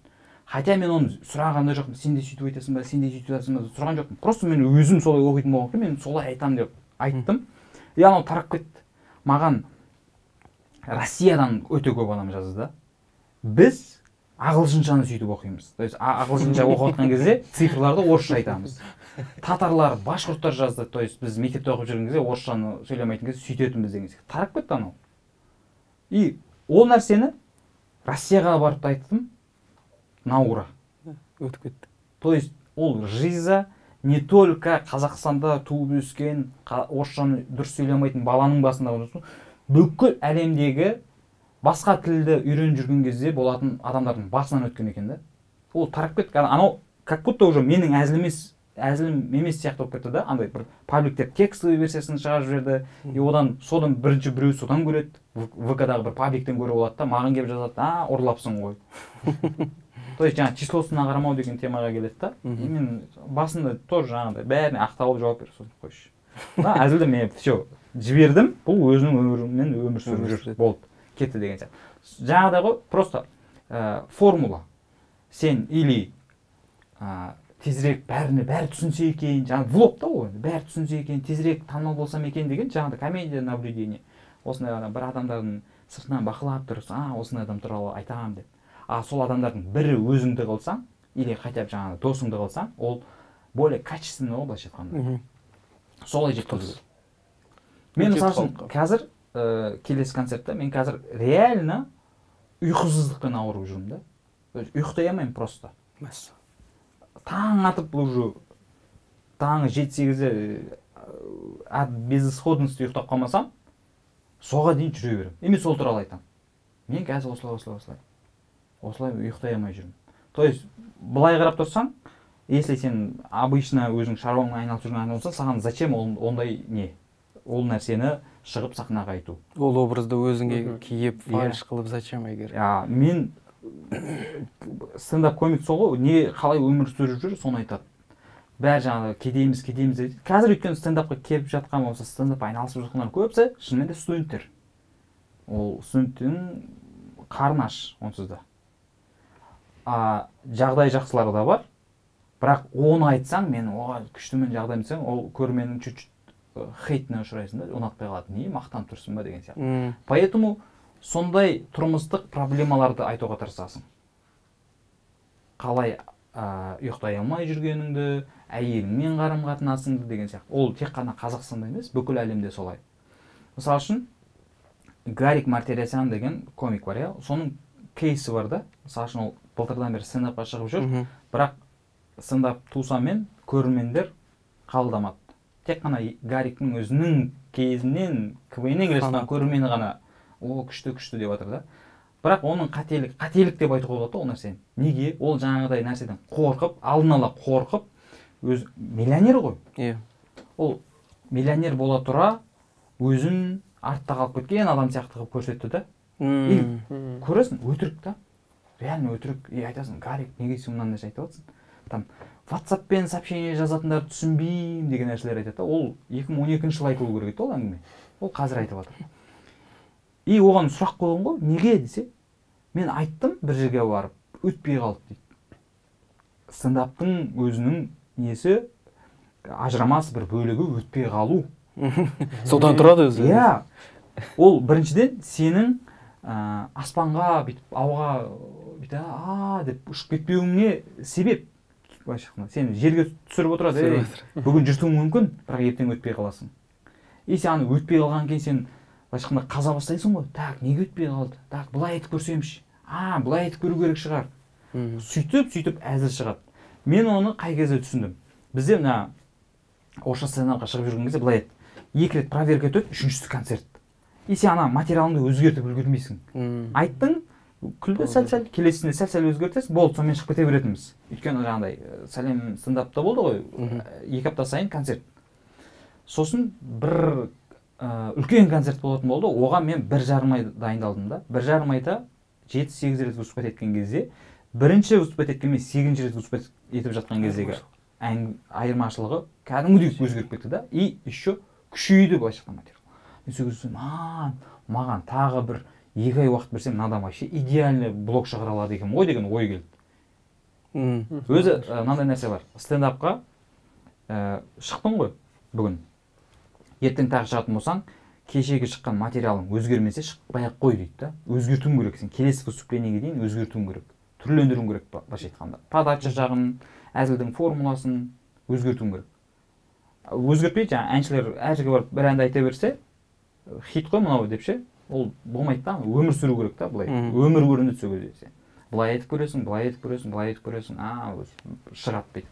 Өзің бізде әлі ондай нәрсе жоқ. Мысалы үшін Россияда комиктер қалай істейді? Концертіне қалай дайындалады былайша айтқанда? Бір жаңағыдай бір материалды айтады, ол 7-8 минуттық болуы мүмкін, ана жерде айтады, мына жерде айтады, өзгертіп былай деп айтады, где-то анадан 7 минуттан бір 3 минут қалады. Любой жерде өтетін 3 минуттық блок шығады былайша айтқанда. Болды, сөйтеді да, мынау өтеді, мына работает, все, мынаны забыли деп алып қояды былайша айтқанда. Тағы бір теманы алады да, соны разгонять етіп, тағы выступать етіп жүр. Сөйтіп жинайды. Жиналады, база айтар. Сөйтеді да, вот, менде жарты сағат бар дейді. Бізде әлі ондай әлі келген жоқ, өйткені біз әлі ана бастапқы этабында жүрміз ғой. Біз айтамыз, оны түсіреміз, сонымен болды ана материал қалады деген сияқты. Сөйтіп жүрміз да, ол сольный концерт жаза бастаған кезде келеді. Сен уже как минимум 1 сағат материал болу керек қой. А 1 сағатты сен 1 сағатты бүйтіп компьютермен теріп алып жазып алмайсың. Мына тақырыпты айтып көресің, одан бір блок шығара аласың 2-3 минуттық, сөйтіп құрастырасың былайша айтқанда. Содан 1 сағат жазады. Ол былайша айтқанда оңай нәрсе емес та. Мысалы үшін Россияда комиктер жеке сольный концерттерін спешл дейді. Ледовый аренаға жинайды. 1-1,5 жыл жазады. Кремль. Жазу дегенде біз былай түсінеміз ғой, жазу деген ол бір тақырыпты алып аласың да, ана барға выступать етесің, мына жерге гастрольмен кетіп қаласың, сахнада разгонять етіп көресің. И сомен бүйтіп жиналады өзі.